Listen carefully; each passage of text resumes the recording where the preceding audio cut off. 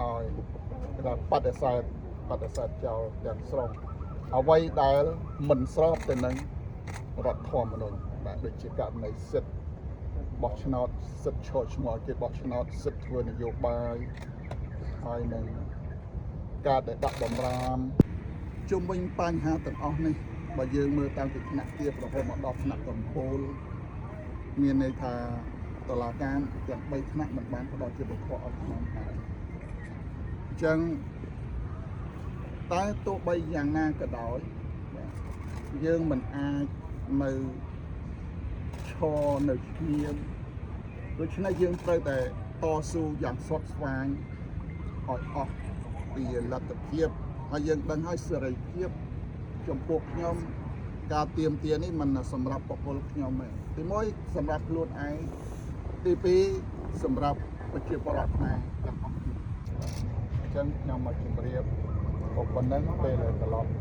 មកពីដាក់លិខិតវិញខ្ញុំនឹងជម្រាបបាទអស់លោកស្រីហើយអ្វីដែលខ្ញុំបាទដូចខ្ញុំបានជម្រាបក្នុងអត្ថន័យខាងលើហើយនឹងបដិសេធចោលនៅសេចក្តីសម្រេចសាធិការរបស់សាលាកំពូលទាំងស្រុងតែម្ដងហើយខ្ញុំនឹងសូមអស់លោកអថតដោយខ្លឹមសារខ្ញុំនឹងឲ្យហើយខ្ញុំនឹងតម្លាក់ចូលនៅក្នុងទូរទស្សន៍បាទចំពោះការបង្ហាញខ្លួនហេតុផលដែលខ្ញុំទៅបង្ហាញខ្លួនដោយសារអត់ទាន់ឃើញដោយការលុបការណែនាំ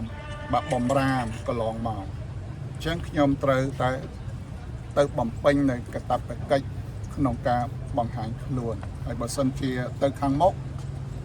តុលាការចេញបំរាមថារងឈុនមិនត្រូវទៅបង្ហាញខ្លួនបន្តទៀតទេអានឹងខ្ញុំនឹងឈប់ទៅបង្ហាញខ្លួនហើយបាទអញ្ចឹងហេតុផលទោះបីសាក្រមអត់មាននិយាយរឿងហ្នឹងក៏ដោយ